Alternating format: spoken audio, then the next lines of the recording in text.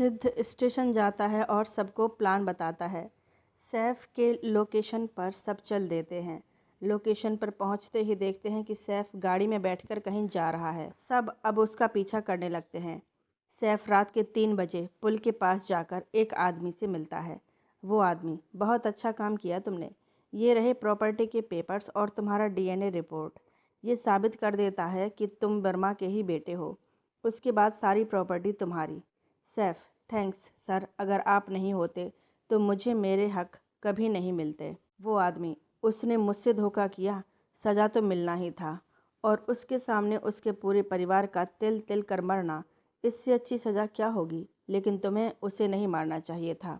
जब अपने लोगों के लिए तड़प तड़प कर मरता, जैसे मैं मरता हूँ अपनी बीवी के लिए, जब वो इस गिल्ट में जी भी नहीं पाता कि अपनी आंखों के सामने उसके सब अपने मर गए लेकिन वो किसी को नहीं बचा पाया, तो मेरा बदला और अच्छे से पूरा होता। सैफ सर, अगर मैं उसे नहीं मारता तो वो मुझे मार देता। उसने मुझे पहचान लिया था। उसके हाथ में बंदूक थी और उसने गोली भी चलाई, जो मेरे यहाँ अपने कान के पास हाथ रखकर यहाँ से होकर निकल गई। मुझे तो लगा कि मैं गया, लेकिन बच गया। शायद भगवान भी मेरे साथ थे। उसने मेरे माँ के साथ बहुत बुरा किया। उनको शादी का झांसा देकर उनसे संबंध बनाए। जब मैं 15 साल का हो गया तब तक उसने शादी नहीं की, ना ही कभी किसी से मिलने दिया। मेरी माँ की जिद करने पर घर में ही भगवान के सामने उसकी मांग में सिंदूर और गले में धागा बांध दिया। अगले दिन एक मंगलसूत्र लेकर पहना दिया। एक दिन अचानक मेरी माँ ने उसे गाड़ी से एक औरत और बच्चों के साथ निकलते देखा। पता लगाया तो पता चला कि वो उसका परिवार है। मेरी माँ इस धोखे को सह नहीं पाई। वो जब दोबारा मेरे घर आया तो मेरी माँ ने उसे बहुत दुत्कारा और अपना झूठा सिंदूर पोंछ दिया और मंगलसूत्र तोड़कर उसके ऊपर फेंक दिया। वो हमारे घर से तो चला गया, लेकिन ये बात किसी और को ना पता चले, इसलिए वो दिन प्रतिदिन अलग अलग लोग भेज के अलग अलग तरीके से मेरी माँ को और मुझे मारने का प्लान बनाने लगा। वो दिन मैं कभी नहीं भूल सकता सर। जब मैं और माँ छिपन छिपाई खेल रहे थे। मैं बड़े से ड्रम में छिपा था जिसमें छेद था, तो माँ ने आंगन में ऐसे ही बेचने के लिए रख दिया था। जो उसमें से मैं बाहर माँ को मुझे ढूंढता देखकर हंस रहा था। माँ अचानक से कहने लगी, कहाँ गया बेटा, अब ये खेल खत्म करते हैं। मुझे पता नहीं क्यों बहुत घबराहट हो रही है। मैं जैसे ही निकलने वाला था कि कुछ लोग घर में घुसे। मेरी आंखों के सामने माँ को गोली मार दिया और मेरी माँ ने दम तोड़ दिया। उन लोगों ने बहुत ढूंढा लेकिन मैं नहीं मिला। किसी ने भी वो ड्रम नहीं खोला। मैं एकदम डर गया था, इसलिए उसमें चुपचाप बैठकर माँ को मरा हुआ देख रहा था। मेरी आंखों से आंसुओं की धार बह रही थी। कुछ देर बाद यही कमीना आया और माँ को देखकर बोला, जा कर अब शादी। मेरी बीवी बनने का सपना देख रही थी, मुझे चुनौती दी थी। मेरा राज जो जान गया वो जान से गया।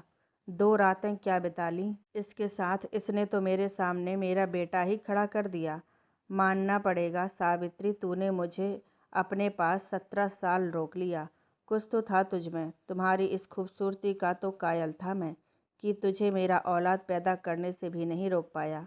कितना बोला था बच्चा गिरा दो, हम शादी के बाद बच्चा प्लान करेंगे, लेकिन नहीं, इसे तो अपने प्यार की निशानी को दुनिया में लाना था। अब खुद भी मर गई और तेरा बेटा भी अपनी जान से जाएगा। क्या हुआ रे, बच्चा मिला इसका? आदमी, नहीं साहब, कोई बच्चा नहीं है घर में। वर्मा, बाहर ढूंढो रे, अगर ना मिले तो घर को आग लगा दो। मैं एकदम डर गया। सब बाहर चले गए ढूंढने। वर्मा भी अपनी गाड़ी में बैठकर चला गया। मैं ड्रम से बाहर आया और किचन में जाकर अपने पूरे शरीर पर आटा लगा लिया और पीछे के रास्ते से बाहर आ गया। एक आदमी मुझे देखकर, क्यों रे, आटे से नहाता है क्या? मैं, नहीं, वो मैं गिर गया, नहाने जा रहा हूँ नदी में। आदमी हंसते हुए, जा जा, नहीं तो तेरी माँ बहुत मारेगी। मेरी आंखों से आंसू आने लगे। शायद वो मुझे पहचानना नहीं। मैं भी दौड़ता हुआ जाके नदी में कूद गया और तैरने लगा। कुछ दूर जाने के बाद मेरे हाथ पैर थक गए। नदी भी काफ़ी गहरी हो गई। मैं डूब गया और सुबह जब मेरी आँख खुली तो आपके घर में पाया। वो आदमी, हाँ, मैंने तुम्हें बचाया। जब पता चला कि तुम्हारा संबंध वर्मा से है तो उसी के लिए तुम्हें रख दिया। आज के बाद तुम्हारा और मेरा रिश्ता ख़त्म। तुम अपने रास्ते और मैं अपने रास्ते। जाओ, जियो अपनी ज़िंदगी वर्मा की दौलत पर। सैफ की बात सुनकर सबकी आंखों में आंसू आ गए। सच में वर्मा ने बहुत बुरा किया था उसके साथ। तभी सिद्ध, अरे ऐसे कैसे रास्ते बदल गए जब मंजिल एक ही है तो। दोनों एक साथ हैरानी से, पुलिस यहाँ कैसे? तभी चारों तरफ से गाड़ियों की लाइट जलने लगती है। उस आदमी को देखकर सिद्ध हैरानी से, मिस्टर बजाज तुम यहाँ? तो फिर जेल में कौन है? बजाज, मेरा हमशक्ल। मेरे तक पहुँचना इतना आसान नहीं है इंस्पेक्टर। मैं इतना सस्ता नहीं जो किसी के भी हाथ आ जाऊँ। तुम कहीं भी जाओगे मेरे हमशक्ल ही पाओगे। और हंसने लगता है। सिद्ध, कोई बात नहीं, तेरे सारे हमशक्लों को ढूंढ के मारूंगा, फिर तुझे मौत दूंगा। बजाज, तुम्हारे पास क्या सबूत है कि तुम मुझे पकड़ोगे? सिद्ध, ये रिकॉर्डिंग। बजाज, इसमें सिर्फ आवाज़ है, चेहरा नहीं, और वैसे भी इसने मारा मैंने नहीं, वर्मा को। सिद्ध, तुमने साथ तो दिया ना, इतना ही काफ़ी है। लेकिन मैंने कब कहा कि मैंने इसका साथ दिया? इसने तो अभी अभी मुझे सारी कहानी बताई। वर्मा की प्रॉपर्टी के पेपर मेरे पास थे तो मैं उसे लौटाने आया था। सिद्ध, उसके हाथ को लॉक करके तुम स्टेशन चलो, इस बारे में हम वहीं पर बात करेंगे। मैं तुम्हें मिस्टर वर्मा के कत्ल में सैफ का साथ देने के जुर्म में गिरफ्तार करता हूँ। सिद्ध उसे ले जाकर जेल में डाल देता है। मिस्टर बजाज, मैं यहाँ से निकल ही जाऊँगा इंस्पेक्टर, तुम्हारे पास कोई ठोस सबूत नहीं है। सिद्ध उसके मुंह पर 2 घूंसे देकर, शांति से बैठ और बता कि तूने वर्मा को क्यों मरवाया। बजाज, तुम्हें क्या लगता है तुम पूछोगे और मैं बता दूंगा? कभी नहीं। सिद्ध वहां से निकलकर, इसे तब तक मारो जब तक ये बताने को तैयार ना हो जाए। सिद्ध अब काफ़ी टेंशन में आ जाता है क्योंकि यहाँ 2-2 बजाज हैं। अभी भी पता नहीं कितने हमशक्ल बाहर घूम रहे हैं। तो असली बजाज है कौन और कहाँ है वो? इस वक्त उसका प्लान क्या है? मिस्टर बजाज के पकड़े जाने के बाद वो सुकून मिल गया था, लेकिन ये नया पहलू आखिर किस तरफ इशारा कर रहा है? क्यों बना रहा है वो अपने क्लोन? और आखिर कौन अपना अस्तित्व खोकर बजाज बनने को तैयार हो रहा है? आखिर बना कौन रहा है? ये प्लास्टिक सर्जरी कर कौन रहा है? सिद्ध अब घर आता है। 6 बज गया होता है। वो घर आता है। सुमतिया दरवाज़ा खोलती होती है घर का। दादी उठ गई होती है और हॉल में बैठकर चाय पीती रहती हैं। सिद्ध को देखकर दादी, लल्ला तुम अभी आ रहे हो? सारिका बहू कहाँ है? सिद्ध, दादी वो कमरे में होगी। दादी, तू कब आया और कब चला भी गया फिर से? सिद्ध सोफे पर बैठते हुए, दादी 12 बजे के आसपास आया और फिर 2 बजे के आसपास चला गया। वो हमें केस का मर्डरर मिल गया था इसलिए। दादी, अच्छा जा अब थोड़ा सा सो ले। सिद्ध, नहीं दादी, अभी फिर से जाना है, फ्रेश होने आए हैं, आज उन्हें कोर्ट में हाजिर करना है। दादी, अच्छा जा तब फ्रेश हो ले। सिद्ध अपने कमरे में जाकर देखता है तो सारू वहाँ नहीं होती है। सिद्ध, ये सारू कहाँ गई? दादी ने बोला था सुबह से नहीं देखी, वो तो 5 बजे ही उठ जाती है। उसे हॉस्पिटल भी जाना है, आखिर गई कहाँ वो? सिद्ध सारू को खूब फ़ोन लगाता है लेकिन वो फ़ोन नहीं उठाती है। सिद्ध बाथरूम में देखता है सारू वहाँ भी नहीं होती है। सिद्ध सोचता है शायद खुशी के पास हो और वो नहाने चले जाता है। खुशी तैयार होकर आती है, नाश्ता करती है और कॉलेज के लिए निकल जाती है। प्रीति नाश्ते के टेबल पर आती है। प्रीति, माँ आज भाभी नहीं दिख रही हैं, कल हॉस्पिटल से आई नहीं क्या? आज आरती भी नहीं हुई। दादी, वो तो 12 बजे के आसपास ही आ गए। आदि अभी आया है, वो फ्रेश होने गया है। सूरज जी बैठते हुए, हो सकता है काफ़ी रात को आई है तो सोई हो। अंकिता जी, सोने दो कुछ देर और, थक गई होगी। कल सिद्ध बता रहा था उसके ऑपरेशन में कुछ प्रॉब्लम हो गई थी, काफ़ी परेशान थी वो। शायद 6 से 7 घंटे ऑपरेशन चला है, काफ़ी परेशान हो गई थी क्योंकि उस ऑपरेशन के बाद भी मरीज को होश नहीं आ रहा था, इसलिए वो लेट हो गए थे। प्रीति, जी माँ। प्रीति टीवी चालू कर देती है। ब्रेकिंग न्यूज, मिस्टर वर्मा का कातिल पकड़ा गया। जाबाज अफसर एसीपी सिद्धार्थ खुराना के इंटेलिजेंस और क्विक स्टेप से ये पॉसिबल हो पाया।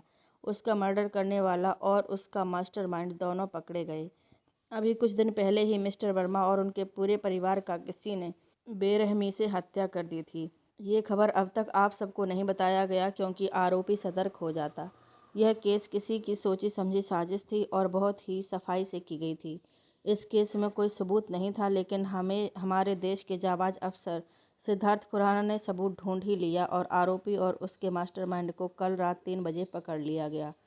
ये सब खबर सुनकर बहुत खुश होते हैं सब। सूरज जी का सीना तो गर्व से फूल गया। अंकिता जी भी बहुत खुश हो रही थी। सिद्ध नहा कर आता है और न्यूज़ देखकर मुस्कुरा देता है। सूरज जी उसे गले लगाकर प्राउड टू यू बेटा, सब उसे आशीर्वाद देते हैं और बधाई देते हैं। प्रीति, भैया भाभी अभी तक सो रही हैं। सिद्ध, क्या बोल रही हो प्रीति, सारू बाहर नहीं आई? प्रीति के साथ सभी, नहीं तो क्या हुआ? सिद्ध, माँ दादी पापा सारू कमरे में नहीं है, मैं गया तब भी नहीं थी। अब सिद्ध उसे बार बार कॉल करता है। सब खुशी के कमरे में देखते हैं, सारू वहाँ भी नहीं होती। अंकिता जी, कहाँ चली गई मेरी बच्ची? सिद्ध जाकर बालकनी चेक करता है, सारू वहाँ भी नहीं होती है। सिद्ध सारू को लगातार कॉल कर रहा था, रिंग जा रहा था लेकिन सारू फ़ोन नहीं उठा रही थी। सिद्ध कमरे में आता है तो देखता है कि सारू का मोबाइल उसके स्टडी टेबल पर ही वाइब्रेट हो रहा है। अब तो वो और डर जाता है, आखिर सारू गई कहाँ? और तो और अपना फ़ोन भी नहीं लेके गई। सिद्ध उसके हॉस्पिटल में कॉल करके पता करता है तो पता चलता है कि सारू वहाँ भी नहीं है। सब बदहवास होकर चारों तरफ ढूंढने लगते हैं। घर के अंदर बाहर, लॉन में, बालकनियों में, बाथरूम में, किचन, स्टडी रूम, हर जगह ढूंढते हैं लेकिन सारू कहीं नहीं मिलती है। सिद्ध की आंखें भर आती हैं। उसके मन में बुरे बुरे ख्याल आने लगते हैं। वो बीती सारी बातें, उसका हाथ जलाना, उसको मारना, उससे बदतमीजी से बात करना, सब सोच सोच के परेशान हो जाता है और उसकी आंखों से आंसुओं की धारा बहने लगती है। सब रोने लगते हैं। किसी को भी कुछ समझ नहीं आता कि सारू कहाँ गई। सिद्ध सारू के घर पर फ़ोन करता है तो वहाँ पर भी नहीं गई होती है। सिद्ध सोफे पर बैठकर मोबाइल में सारू का वॉलपेपर देखकर बोलता है, तुम कहाँ हो सारू, कहाँ चली गई तुम? आ जाओ ना, मैं वादा करता हूँ अब कभी भी हाथ नहीं उठाऊँगा, कभी नहीं मारूँगा। आ जाओ ना, मत सताओ इतना, डर लग रहा है यार, तुम कहाँ हो? तब तक सब चारों तरफ से ढूंढ कर हॉल में आ जाते हैं। सिद्ध अपने सीने से अपना फ़ोन लगाकर बोलता है, मैं तुमसे आज भी बहुत प्यार करता हूँ सारू, तुम जहाँ भी हो प्लीज़ जल्दी से आ जाओ। तुम्हारा सिद्ध तुम्हें बुला रहा है, आओ ना। और रोने लगता है। सबकी आंखें भर गईं। अंकिता जी आकर उसके कंधे पर हाथ रखती हैं तो सिद्ध उनका हाथ पकड़कर, देखो ना माँ कितना सता रही है, जानती है मैं चाहे कुछ भी कहूँ, कुछ भी करूँ, लेकिन उसे देखे बिना नहीं रह सकता माँ, मैं उसके बिना नहीं रह सकता माँ। फिर भी देख रही हो ना, अब आएगी तो मैं इससे बिल्कुल बात नहीं करूँगा। लेकिन वो कहाँ चली गई माँ, वो भी रात में? कहीं उसे कुछ हो तो नहीं गया ना माँ? मेरी सारू ठीक तो होगी ना माँ? तुम बुलाओ ना, शायद तुम्हारी आवाज़ सुन के आ जाए। अब मैं कभी भी कुछ भी नहीं कहूँगा, बहुत ढेर सारा प्यार करूँगा, कभी लड़ाई नहीं करूँगा, वो कुछ गलत बोलेगी तब भी नहीं डांटूँगा। माँ तुम बुलाओ ना। फिर दादी को पकड़कर, दादी आप बुलाओ ना, आपको तो बहुत मानती है ना वो, आपके बुलाने से वो ज़रूर आएगी। प्रीति से, प्रीति तुम्हारी भाभी तुम्हें तो अपनी बहन की तरह मानती है ना, तुम बुलाओ ना। पापा का हाथ पकड़कर, पापा, पापा आप आवाज़ दीजिए ना प्लीज़। फिर चीख कर, बुलाओ ना कोई, सब चुप क्यों हो, कहाँ गई मेरी सारू, क्या हुआ उसे? घर में से ही वो कहाँ गायब हो गई? सब घर में ही थे ना, फिर भी किसी को पता कैसे नहीं है कहाँ गई मेरी सारू? और उसका फ़ोटो अपने फ़ोन में देखने लगता है। उसकी आंखों से आंसू रुकने का नाम नहीं ले रहे थे। अंकिता जी, बेटा तुम्हारी लड़ाई हुई थी क्या? सिद्धार्थ सिसकते हुए, नहीं माँ, कुछ भी नहीं हुआ था, वो तो बहुत खुश थी कल। कहाँ चली गई तुम सारू? देखो मैं तुमसे आखिरी बार कह रहा हूँ, जहाँ भी हो मेरे सामने आ जाओ, आओ ना, कहाँ गई तुम? सब उसकी बात सुनकर रोने लगते हैं।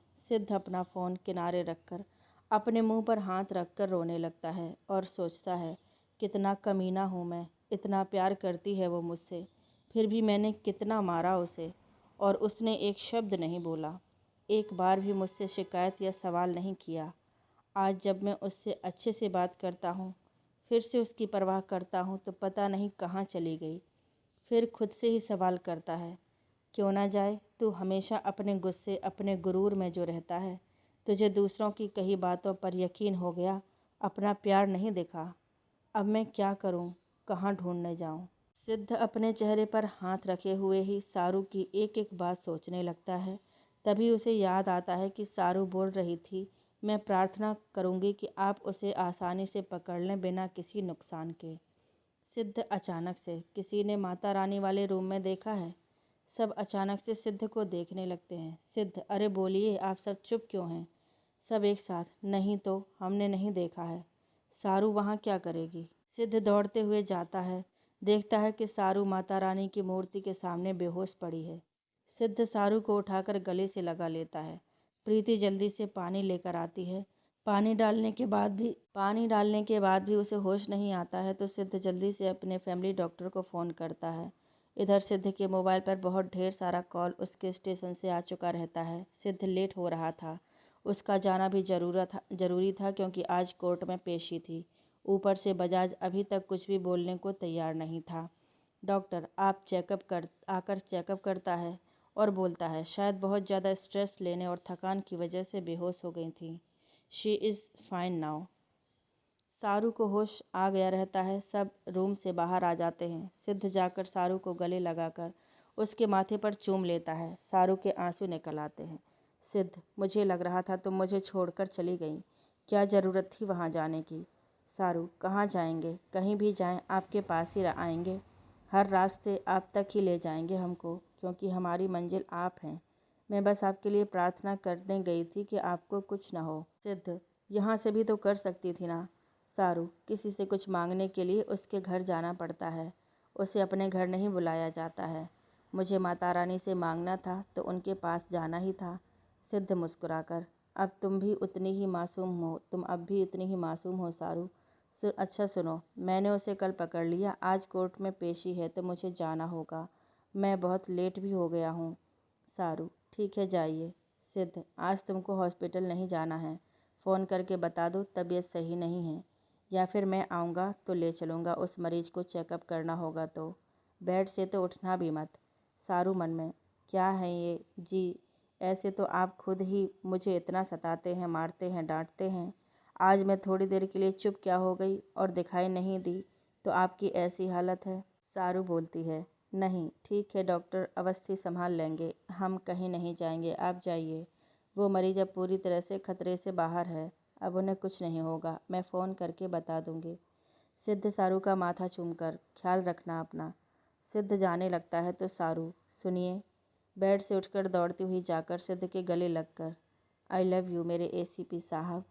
मुझे नहीं पता कि मैंने ऐसी क्या गलती कर दी जो आप बीच में ऐसे बर्ताव करते थे, लेकिन फिर भी उस अनजान गलती के लिए मुझे माफ़ कर दीजिएगा और थैंक यू मुझे पहले जैसे मेरे मिस्टर खुराना को लौटाने के लिए। सिद्ध सारू की पीठ पर हाथ रख देता है। उसकी आंख भर आती है। आराम करो सारू, सो जाओ, नींद नहीं पूरी हुई है इसलिए थकान लग गया। सारू सिद्ध से दूर होकर हामी भरती है और उसके गाल पर किस कर लेती है। फिर जोर से अपनी आंखें बंद करके दांतों तले जीभ दबा लेती है, जैसे कोई गलती कर दी हो। सिद्ध उसके किस करने से पहले तो शॉक्ड हो जाता है, फिर सारू का चेहरा देखकर मुस्कुरा देता है। सारू अपना चेहरा दूसरी तरफ घुमा लेती है। सिद्ध उसके सामने जाता है तो सारू डर जाती है। सारू, सॉरी मिस्टर खुराना, वो खुशी में हो गया, प्लीज़ मारिएगा मत। सिद्ध अपने हाथ सारू के चेहरे तक ले जाता है तो सारू खूब तेज से अपनी आंखें बंद कर लेती है। सिद्ध उसका गाल पकड़कर, हाउ स्वीट। सारू आश्चर्य से अपनी आंखें खोलती है तो सिद्ध उसे गोद में उठा लेता है। सारू हड़बड़ाकर, क्या कर रहे हैं आप, उतारिए मुझे, दर्द होने लगेगा आपका हाथ और कमर। सिद्ध, इतना वजन नहीं है तुम में, खाती क्या हो तुम? और भूलो नहीं पुलिस वाला हूँ, तुम्हें तो गोद में लेकर मैं कहीं भी जा सकता हूँ। सारू, ना बाबा ना, भगवान न करे कि मुझे कहीं जाने के लिए किसी की गोद का सहारा लेना पड़े। आपकी तो बिल्कुल ही नहीं, पता नहीं पता चले कहीं भी पटक देंगे। सिद्ध, बात तो सही कही तुमने, मैं सोच रहा हूँ छोड़ ही देता हूँ। सारू, नहीं नहीं प्लीज़, ज़्यादा चोट लग जाएगा। सिद्ध, मेरा क्या जाएगा, और सारू को छोड़ देता है। सारू जोर से आंखें बंद कर लेती है, लेकिन अगले ही पल धीरे धीरे एक एक करके आंखें खोलती है, क्योंकि उसे चोट नहीं लगती, क्योंकि वो अपने बेड पर ही गिरती है। सिद्ध हंसने लगता है, फिर थोड़ा गुस्से में बोलता है, चुपचाप आराम करो, ज़्यादा उछल कूद नहीं। सिद्ध चला जाता है अपने चेहरे पर हल्की सी मुस्कान और सुकून लेकर कि अब उसके पास वक्त होगा और अब वो अपनी सच्चाई पता करेगा। एक पुलिस की तरह से इन्वेस्टिगेट करेगा तो सच जल्दी पता चल जाएगा। सिद्ध हॉल में आकर, माँ मैं जा रहा हूँ, स्टेशन से कॉल आ रहा है बार बार। अंकिता जी, जा बेटा, सारू का ख्याल रखने के लिए हम सब हैं, लेकिन तू भी जल्दी आ जाना। जब इंसान स्वस्थ नहीं होता तो उसे सबसे ज़्यादा ज़रूरत उसकी होती है जिसे वो सबसे ज़्यादा प्यार करता है। उसे अच्छा लगता है और एक सुकून मिलता है। सिद्ध, जी माँ, मैं कोशिश करूँगा जल्दी आने की। अंकिता जी, ठीक है बेटा। सिद्ध चला जाता है। दादी सारू के कमरे में आ जाती है और उसके सिर पर हाथ रखकर पूछती है, कैसे हो सारिका बहू? सारू, ठीक हूँ दादी। दादी उसके सिर पर हाथ फेरकर, सो जाओ। सारू हामी भरती है और दादी की गोद में सिर रखकर लेट जाती है। दादी भी उसके सिर पर हाथ फेरने लगती है और सिद्ध कैसे रिएक्ट कर रहा था ये बताने लगती है। सारू की आंखों में आंसू आ जाता है। वो मन में सोचती है कि इतना प्यार करते हैं अगर आप हमसे, तो कभी कभी ऐसा बिहेव क्यों करते हैं मिस्टर खुराना? आपकी आंखों में नफ़रत क्यों दिखने लगता है मुझे? आखिर बात क्या है? सोचते सोचते सो जाती है। दादी उसे बिस्तर पर सुलाकर चली जाती है। इधर सिद्ध जल्दी से स्टेशन आता है तो राज थोड़ा गुस्से में, कहाँ था यार? सिद्ध, बाद में बताता हूँ, बहुत बड़ी परेशानी आ गई थी। तब तक कुछ सिपाही आ जाते हैं। सब अंदर जाते हैं तो देखते हैं बजाज अभी भी कुछ बोलने को तैयार नहीं है। सिद्ध, छोड़ दो इसे, जाने दो, तैयारी करो, कोर्ट में जाने का टाइम हो गया है। सैफ ने कुछ बोला। राज, सर सैफ ने कबूल कर लिया कि मिस्टर वर्मा को उसने ही मारा है, लेकिन किसी के कहने पर नहीं, अपनी माँ की मौत का बदला लेने के लिए। सिद्ध, वर्मा ने सच में सैफ और उसकी माँ के साथ बहुत गलत किया, लेकिन सैफ को भी कानून अपने हाथ में नहीं लेना चाहिए था। सब मिस्टर बजाज और सैफ को लेकर कोर्ट में जाते हैं। मिस्टर बजाज के खिलाफ कोई सबूत नहीं होता। उसका वकील ये आसानी से साबित कर देता है कि आवाज़ मिस्टर बजाज की नहीं है। सैफ भी मिस्टर बजाज का नाम बिल्कुल नहीं लेता है। वो अपना जुर्म कबूल कर लेता है। सैफ की सारी बातें सुनकर जज साहब उसे कानून को अपने हाथ में लेने के जुर्म में आजीवन कारावास की सज़ा सुनाते हैं। मिस्टर वर्मा की प्रॉपर्टी सैफ के बच्चे और बीवी को दे दी जाती है। मिस्टर बजाज के ऊपर नया केस चलने लगता है। उसके क्लोन बनाए जाने की वजह से उसके ऊपर नया चार्ज लगता है। कोर्ट फरमान जारी कर देता है कि मिस्टर बजाज का हमशक्ल कहीं भी मिले उसे तुरंत गिरफ्तार किया जाए। उसका अरेस्ट होना बहुत ज़रूरी था और जज साहब ये बात जानते थे। अब सबके लिए नई चुनौती थी कि मिस्टर बजाज का नेक्स्ट प्लान क्या है और वो क्या करने वाला है। उसकी शांति सबको तूफान से पहले की शांति का एहसास करवा रही थी। सिद्ध ने दोनों हमशक्लों को बहुत पीटा, लेकिन वो सिर्फ यही बताए कि उन्हें कहीं ले जाकर उसका शक्ल दे दिया जाता है। उसके लिए उनके परिवार को बहुत पैसे मिलते हैं। ये भी बताते हैं कि उसके बहुत सारे हमशक्ल हैं और अलग अलग काम को अलग अलग लोग अंजाम देते हैं। कोई नहीं जानता कि वो कहाँ हैं और असली कौन है। हमारी आंखों में एक दवा डाली जाती है जिससे हमें कुछ भी दिखना बिल्कुल बंद हो जाता है। फिर हमें किसी जगह पर ले जाकर उसका शक्ल देकर वापस से लाकर हमारे घर छोड़ दिया जाता है। बिना किसी नंबर की गाड़ी में सुबह हम अपने घर वालों को मिलते हैं, एक नए रंग रूप के साथ। फिर हमें एक नया घर दिया जाता है और अपने परिवार से अलग कर दिया जाता है और उनसे ना मिलने का सख्त आदेश दिया जाता है। हम लोग भी अपने परिवार वालों के लिए उनका ये आदेश मान लेते हैं। तुमने सैफ का साथ क्यों दिया? क्या वर्मा बजाज की बीवी को मारा था? हम शक्ल नंबर 2, नहीं सर, उसने मेरी बीवी को मारा था। सिद्ध ये सुनकर परेशान हो जाता है। पहचान कोई नहीं है और उसके बहुत सारे हमशक्ल हैं। उन दोनों की आंखों से ये साफ साफ पता चलता है कि वे सच बोल रहे हैं। सिद्ध अपने आप से, सिद्ध, अभी सारू की सच्चाई जानने में तुझे लंबा इंतज़ार करना होगा। अभी तुझे तेरा फ़र्ज बुला रहा है। अभी तेरे देश को तेरी ज़रूरत है। सारू से पूछ लूँ क्या? नहीं नहीं सिद्ध, जैसे चल रहा है चलने दो। अभी कुछ भी कहने की ज़रूरत नहीं है, उसकी अंतरात्मा उससे कहती है। सिद्ध जैसे चल रहा है वैसे ही चलने दे, सोचकर अपने चैम्बर में आ जाता है।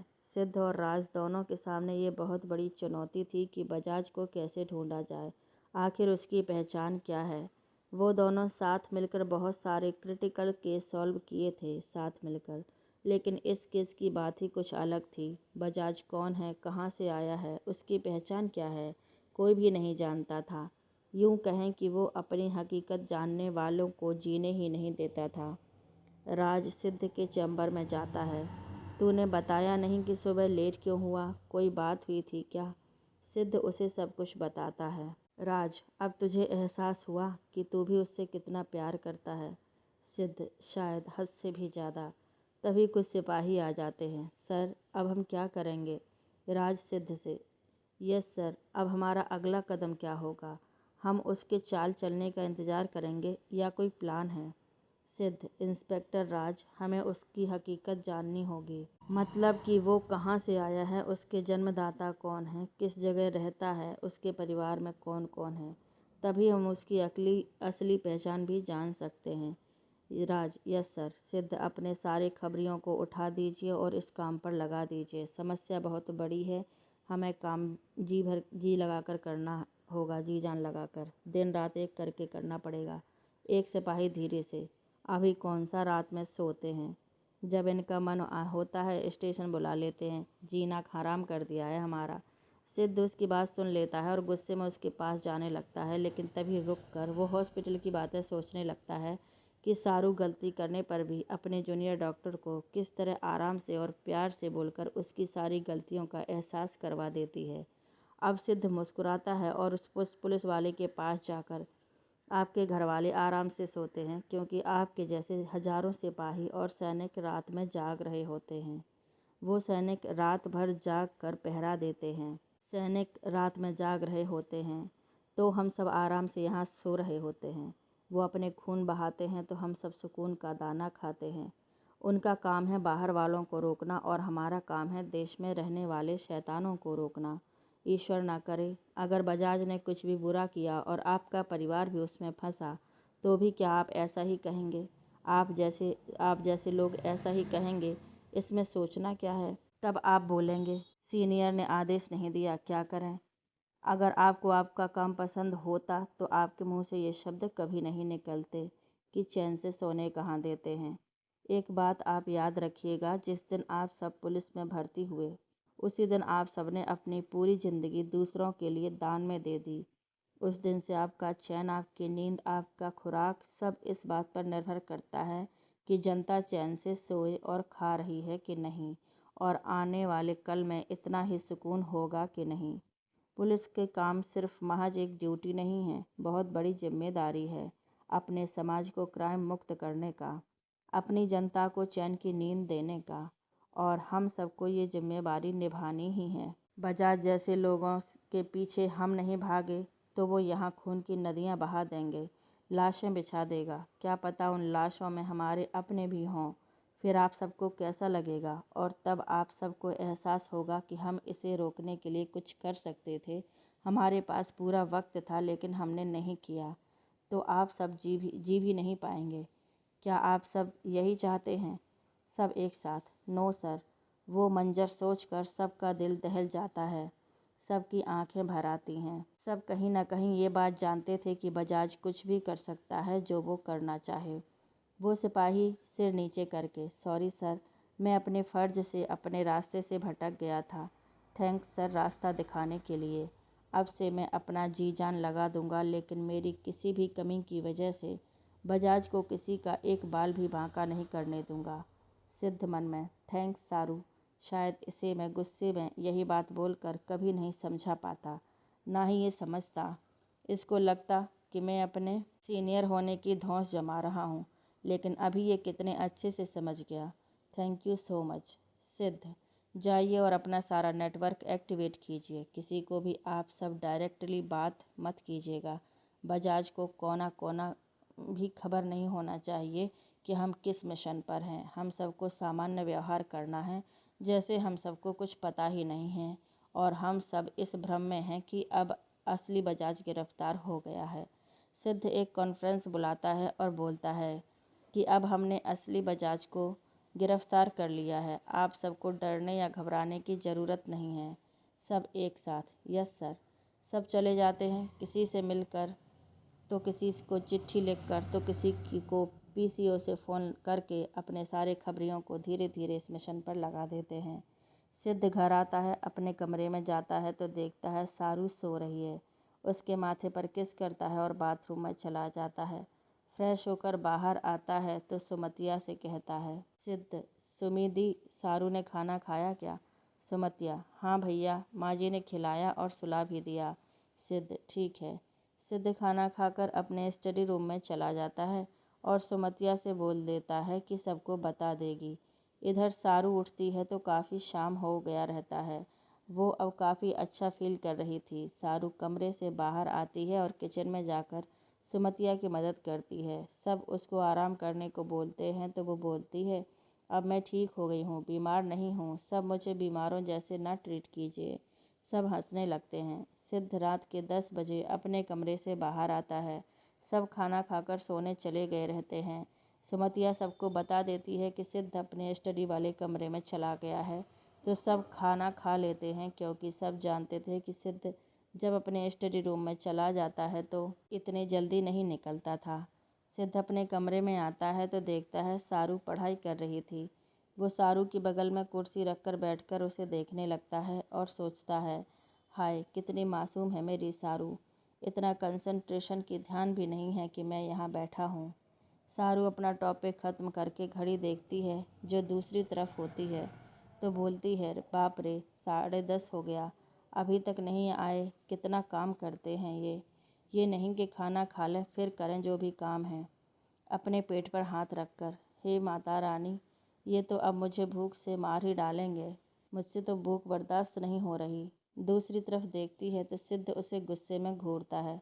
सारू, आप कब आए? मन में, हे माता रानी, लग रहा है ये काफ़ी देर से बैठे हैं। सारू, तू ध्यान क्यों नहीं देती कुछ? सिद्ध, तुमने खाना नहीं खाया? सारू, वो मैं आपका इंतज़ार। सिद्ध, पागल हो गया, किस बात का इंतज़ार? तुमने दवा भी नहीं ली होगी है ना? सारू ना में सिर हिला देती है। सिद्ध, तुम्हें तो मैं। सारू अपनी आंखें ज़ोर से बंद कर लेती है। सिद्ध, चलो जाओ खाना खाने। सारू, आप बैठिए, मैं गर्म करके लाती हूँ। सिद्ध हामी भरता है तो सारू चली जाती है। सारू खाना लेकर आती है, दोनों साथ बैठकर खाते हैं। फिर सिद्ध सारू को दवा देता है। फिर दोनों अपने अपने स्टडी टेबल पर बैठकर अपना अपना काम करने लगते हैं। रात के 11:35 पर सिद्ध उठकर जाने वाला होता है कि सारू, आप रुकिए, मैं कॉफ़ी बनाकर लाती हूँ। सिद्ध, तुम्हें कैसे पता चला कि मैं कॉफ़ी? सारू उसकी बात काट कर, आपकी पहले वाली सारू ही हूँ मैं। सिद्ध, सारू, मुझे नहीं लगता अब इस बात का जवाब देना ज़रूरी है। सिद्ध हामी भर देता है। सारू मुस्कुराकर चली जाती है। सिद्ध, सच कह रही हो तुम सारू, कुछ भी तो नहीं बदला है, अब भी मेरी ज़रूरत का एहसास है तुम्हें। मेरे कुछ बोलने से पहले ही तुम जान जाती हो कि मुझे क्या चाहिए। पता नहीं मैं क्या क्या सोचने और उसकी बातों में क्यों आ गया। इतना सब देखने के बाद मुझे नहीं लगता है कि कोई ज़रूरत भी है अब मुझे सच्चाई जानने की। अब मुझे कोई सच नहीं जानना, बस तुम्हें बेइंतहा मोहब्बत करनी है जैसे तुम करती हो। अब तुम्हें भी पहले वाला सिद्धार्थ खुराना दिखेगा। वो अब खुद से वादा करता है कि अब उसका प्यार किसी भी सच्चाई का मोहताज नहीं बनेगा। सारू कॉफ़ी देने आती है। सिद्ध को सोच में डूबा देखकर कई बार बुलाती है लेकिन वो जवाब नहीं देता। सारू सिद्ध के कंधे पर हाथ रखने जाती है, फिर खींच लेती है। तभी सिद्ध को होश आता है। सिद्ध कॉफ़ी पकड़कर टेबल पर रख देता है और सारू को भी अपनी कॉफ़ी रखने को कहता है। सारू रख देती है। सिद्ध उसे शीशे के सामने ले जाकर बैठा देता है और बोलता है, तुम्हें मार्केट नहीं ले जा पाया उसके लिए सॉरी। सारू, कोई बात नहीं, मेरे पास कपड़े हैं। सिद्ध 1 मिनट बोलकर अपना अलमीरा खोलता है, उसमें से कुछ पैकेट निकाल कर देता है। ये वो सारे गिफ्ट्स थे जो सिद्ध ने सारू के हर बर्थडे पर वैलेंटाइंस डे पर खरीदे थे। सोचा था जब सारू मिलेगी तब सारा एक ही साथ देगा। तब तक इतना कुछ हो गया कि उसके लिए अब ये बात कोई मायने ही नहीं रखती थी। आज वो फिर से नई शुरुआत करना चाहता था, शायद इसीलिए वो यहीं से शुरू किया। सारू, ये आपने कब खरीदा? सिद्ध, जब खोलोगी तब पता चल जाएगा। सारू खोलती है तो देखती है हर गिफ्ट के साथ एक लेटर रखा है, एक कार्ड रखा है और हर कार्ड पर डे और ईयर लिखा है। टोटल 18 गिफ्ट्स थे, हर वैलेंटाइंस डे का और हर बर्थडे का। सारू सारे गिफ्ट्स को खोल कर देखती है। जैसे जैसे सिद्ध बड़ा होता गया उसकी पॉकेट मनी बढ़ती गई, वैसे वैसे ही गिफ्ट्स के कॉस्ट भी बढ़ते गए। उन्हें देखकर ऐसा लग रहा था कि सच के जो ईयर लिखा है उसी साल में खरीदा गया हो और उस बहुत ही सेफ्टी के साथ रखा गया हो। किसी में टॉप तो किसी में जीन्स तो किसी में दुपट्टा तो किसी में सूट। सारू हर लेटर को पढ़ती और उतना ही रोती। सिद्ध उसे देखकर, तुम कल इसे पहनकर हॉस्पिटल जाना। वो लाल रंग का फुल लेंथ टॉप और ब्लैक रंग की डेनिम जीन्स था। सारू ने लेकर उस ड्रेस को चूमा और बोली, ज़रूर पहनूंगी मिस्टर खुराना। सिद्ध, ये क्या मिस्टर खुराना बोलती हो, अजीब लगता है। सारू, तब क्या बोलूं? सिद्ध, सिद्धार्थ बोलो। सारू, हमारे यहाँ पत्नियाँ अपने पतियों को का नाम से नहीं बुलाती, पाप लगता है। सिद्ध, सब कहने की बातें हैं, मैं नहीं मानता। सारू, लेकिन मैं तो मानती हूँ ना। सिद्ध, अच्छा तो सिद्ध बोलो। सारू, ये भी तो आपका ही नाम है। सिद्ध, लेकिन पहले तो तुम इसी नाम से बुलाती थी ना। सारू, पहले तो मैं आपको मिस्टर खुराना के नाम से नहीं बुलाती थी ना। सिद्ध, लेकिन अजीब लगता है। ठीक है, तुम्हें जो मन हो बोलो। सारू मुस्कुरा देती है। सिद्ध उदास मन से आकर बैठ जाता है। सारू उसे देखकर उसके गिफ्ट से माता रानी का एक लॉकेट विद चैन देखती है। सारू लेटर पढ़ती है। मेरी प्यारी सी होने वाली बीवी के लिए प्यारा सा तोहफा। जन्मदिन मुबारक हो बीवी। आप इसे हमेशा अपने पास रखिएगा। माता रानी आपकी हमेशा रक्षा करेंगी और हमारे रिश्ते की भी। सारू पढ़कर मुस्कुराते हुए मन में, बीवी तो अब हुए हबी। सारू सिद्ध की तरफ देखती है जो लैपटॉप में घुस गया था। सारू पीछे से जाकर सोचती है पकड़े कि नहीं। सिद्ध, इजाज़त है। सारू आश्चर्य से सिद्ध को देखकर मुस्कुरा देती है और सिद्ध के गले में बाहों का घेरा बनाकर, हबी। सिद्ध मुस्कुराकर, चलेगा। सारू मुस्कुरा देती है। सिद्ध उसका हाथ पकड़कर साइड में लाता है और खड़ा हो जाता है। सारू के हाथ से लॉकेट लेकर सारू को पहना देता है। सिद्ध मुस्कुराते हुए, पहना दीजिए, यही कहा था ना। सारू अपना लॉकेट देखते हुए आंखों में आंसू के साथ हामी भरती है। सिद्ध, ये अच्छे नहीं लगते हैं तुम पर। सारू आश्चर्य से, क्या?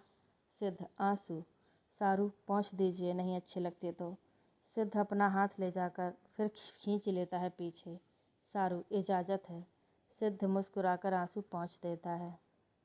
सिद्ध अपना लैपटॉप बंद कर देता है। उनकी कॉफ़ी ठंडी हो गई होती है। सारू गर्म करने को बोलती है तो सिद्ध, रहने दो, अब मन नहीं है। सारू, मैं लाती हूँ, ज़्यादा टाइम नहीं लगेगा। सिद्ध, नहीं, कॉफ़ी पी लूँगा तो नींद गायब हो जाएगा, अभी सोने जा रहा हूँ, तुम भी सो जाओ।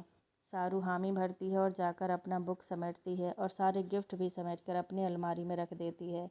सारे लेटर को ड्रॉर में रख देती है और सारे कपड़े हैंगर में लगा देती है। सारे फूल पॉट में सजा देती है। सिद्ध बाथरूम से आकर उसे पकड़ लेता है और उसे बेड पर बैठा कर उसका हाथ पकड़ लेता है। सिद्ध, मैं बहुत गंदा हूँ ना, बहुत बुरा हूँ। तुम्हें कितना मारा, कितने गंदे तरीके से बात की, तुम्हारा हाथ भी जला दिया, कितना दुखा होगा ना। उसके आंसू एकदम उसके गाल से सारू के हाथ पर गिर रहे थे। सिद्ध, सारू, मैंने इतना बुरा किया तुम्हारे साथ, फिर भी तुम अपने घर वालों, मेरे घर वालों में किसी से कुछ नहीं कहीं, क्यों? तुम एक इंडिपेंडेंट लड़की हो, तुम तो मुझे छोड़कर भी जा सकती थी, फिर क्यों नहीं छोड़ा मुझे? सारू, क्योंकि मैं आपका दंड नहीं, दर्द देखती थी।